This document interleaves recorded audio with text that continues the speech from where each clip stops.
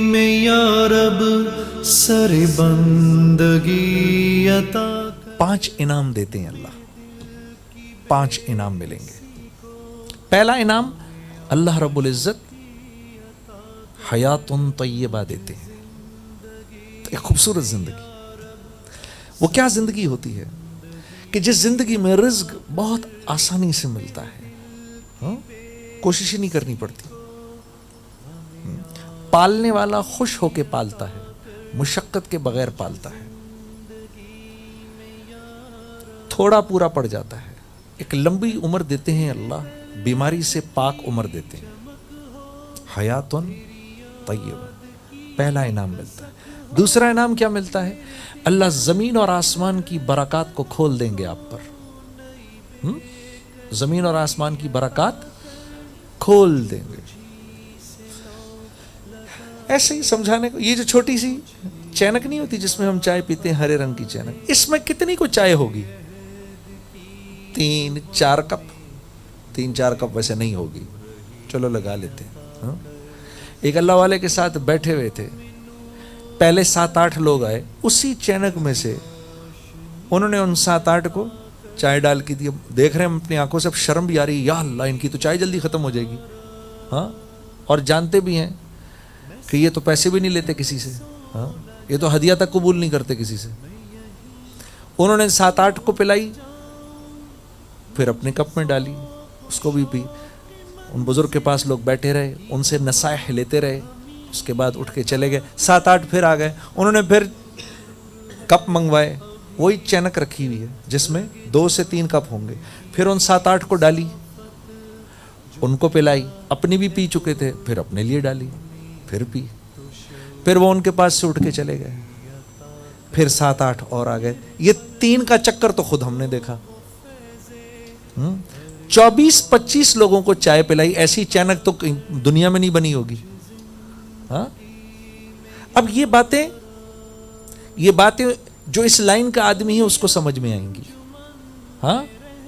جو دین کو اپنی عقل سے سمجھنے کی کوشش کرے گا اس کو یہ باتیں سمجھ میں نہیں آئیں گی. اس لیے کہ لفظ برکت، اس کی کوئی ٹرانسلیشن نہیں ہے کسی دوسری زبان میں، اس کا کوئی ترجمہ نہیں ہے. برکت کا کوئی وہ نہیں ہے. یہ من جانب اللہ ہے. اللہ خوش ہو کے اپنے نیک بندوں کو دیتے ہیں. مولانا سعید احمد خان صاحب کے بارے میں ہم سنا کرتے تھے، ان کے خدام سے یہ بات سنی، ایسی جیب میں ہاتھ ڈالتے تھے. جس ملک کا آدمی ہوتا تھا اس کو جس قسم کی کرنسی کی ضرورت ہوتی تھی نکال کے اس کو دے دیا کرتے تھے، اور پھر بعد میں اپنے کپڑے لٹکاتے تھے تو کچھ بھی نہیں ہوتا تھا. یہ جن کی آپ سنتے ہیں کہ خادم تمہارا سعید آ رہا ہے، یہ میں ان کی بات کر رہا ہوں آپ کے ساتھ. حضرت خالد بن ولید جب جایا کرتے تھے تو سیدنا بلال رضی اللہ تعالیٰ عنہ کو ہر حال میں اپنے ساتھ رکھا کرتے تھے، قریب رکھتے تھے ان کو.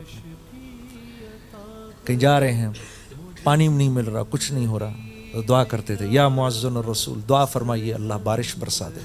سیدنا بلال 2 رکعت نماز پڑھ کے ایسے دعا فرمایا کرتے تھے، اور صحابہ فرماتے ان کے ہاتھ ایسے اٹھے ہوتے تھے، ان کے ہاتھ کے اوپر بارش کے قطرے گرنا شروع ہو جاتے تھے. تو یہ نظام ہے اللہ کا جو اللہ اپنے پسندیدہ بندوں کو دیتا ہے. اور ہمارے ساتھ معاملہ اس سے بھی زیادہ آسان ہے. ان کے ساتھ مشکل تھا، ہمارے لیے بہت آسان ہے. ہمارے لیے تو ہم 10 حصوں میں سے 1/10 بھی کر لیں وہی سب کچھ ملے گا جو ان کو ملا تھا. کہ اللہ کے نبی نے فرمایا اپنے صحابہ سے کہ میری امت پر ایک وقت آئے گا. دین کے 10 درجے ہیں، آپ نے فرمایا دین کے 10 درجے، کم و بیش الفاظ ہے، دین کے 10 درجے ہیں. اے میرے صحابہ تم ایک بھی چھوڑو گے تو تمہاری پکڑ ہو جائے گی. میری امت پر ایک وقت آئے گا جب میری سنتوں پر چلنے سے زیادہ آسان ہوگا کہ ہاتھ میں دہکتے ہوئے انگاروں کو لے لیں. یہ زیادہ آسان ہوگا. اس وقت جو دین کے 1 درجے پر بھی چلے گا فلاح پا جائے گا. ہمارے لیے زیادہ آسانی ہے. تو دوسرا انعام کیا ملے گا؟ زمین اور آسمان کی اللہ برکات کو کھول دیں گے. تیسرا انعام کیا ملے گا؟ اللہ کی مخلوق تمہاری تابع ہو جائے گی. لوگ نہیں، میں جانوروں کی بات کر رہا ہوں, ہاں میں ہواؤں کی بات کر رہا ہوں, میں آپ کے سامنے سمندروں کی اور دریاؤں کی بات کر رہا ہوں. آپ بھول گئے جب صحابہ جنگل میں پہنچے تو ایک صحابی نے ٹیلے پہ کھڑے ہو کے آواز لگائی, اے جنگل کے جانوروں اس جگہ کو خالی کرو. محمد مصطفیٰ کے صحابہ یہاں پر چھاونی بنانے لگے ہیں. تو صحابہ فرماتے ہیں ہمیں ساری رات جانوروں کے جنگل چھوڑنے کی آوازیں آتی رہی. یہ بات کون سمجھے گا؟ اس لائن کا آدمی سمجھے گا. وہ اور خوش ہوگا, اللہ اس کا ایمان اور مضبوط کر دے گا, اللہ اس کو اور ثابت قدم کر دے گا. ان تنصر اللہ ینصرکم ویثبت اقدامکم. تم میری لائن کا کام کرو, میرے دین کا کام کرو, میں تمہارے دنیا کے سارے کام کروں گا اور ایک اور انعام بھی دوں گا, میں تمہارے قدم جما دوں گا, تمہیں ہلنے نہیں دوں گا. ٹھیک ہے, یہ سب سے زیادہ ضروری ہے. جب لوگ کہیں یہ کیا کر رہے ہو, ارے یہ کیا کر رہے ہو, وہ کیا کر رہے ہو, تو کیا فرما رہے ہیں اللہ پاک؟ تمہارے قدم جما دوں گا. پھر یہ بات سمجھ میں آئے گی, ورنہ اگر آپ لاجکلی اس بات کو سمجھنے کی کوشش کریں تو یہ بات سمجھ میں نہیں آتی.